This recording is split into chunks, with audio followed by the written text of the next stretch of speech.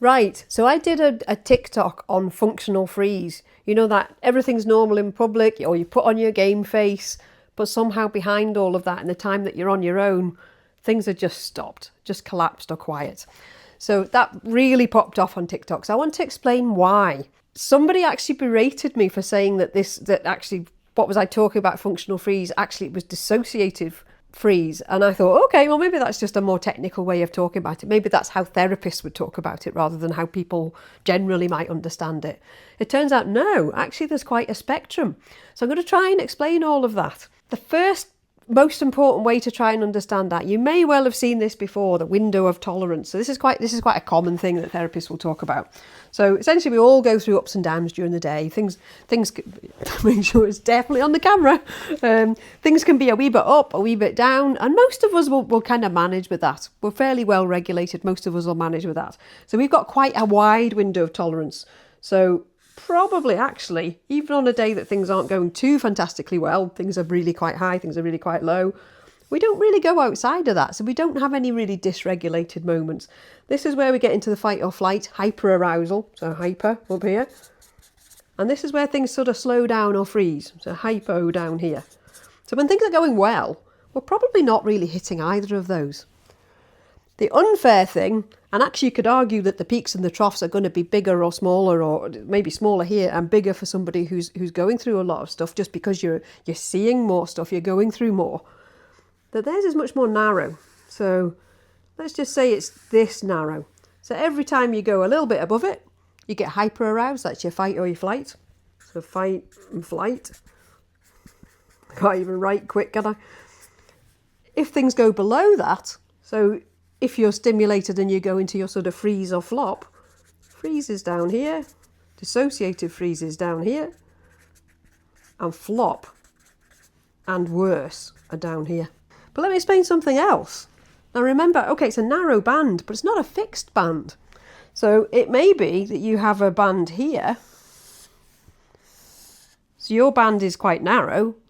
You may go a little bit over that into fight or flight, but most people actually will keep going back to the same survival response. So if you're a fight person, you tend to get irritable, you tend to get angry when things happen, or a flight person, you tend to disappear or get out of situations.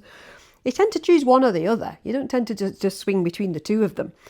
Or you tend to be a freeze person. So depending on which you're preferred, when I say preferred, you're not choosing. Your brain is choosing in that moment which one you're going to do. But whichever one your brain chooses, your narrow band might be here. So you're much more likely to go into freeze, dissociative freeze or flop.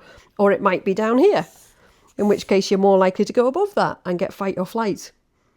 Now, fight or flight are pretty equal. See here, the two together, they're pretty much on the same kind of level. You'll usually choose one or the other, but they're pretty much on the same kind of level. Okay, let's have a wee look, though, at the freeze. So if you get functional freeze, it's not just that little line there. It's that kind of band below it. So this is the sort of functional freeze. So you're managing some of the time to do okay, to be in this band. You're using all your energy to stay in this wee band when you're working, when you're with family, when you're with friends. But when you're on your own, you can't keep that going. So you sink just a little bit down into here, where you get that functional freeze where things do collapse a wee bit. You look to all intents and purposes when you're at work and when you're with family like everything's fine. You may not be your perfect normal self, but everything's pretty much fine. Dissociative freeze is a little bit further down on that spectrum.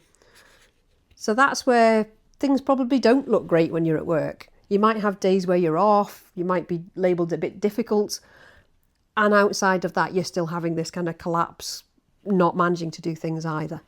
So that's much more difficult.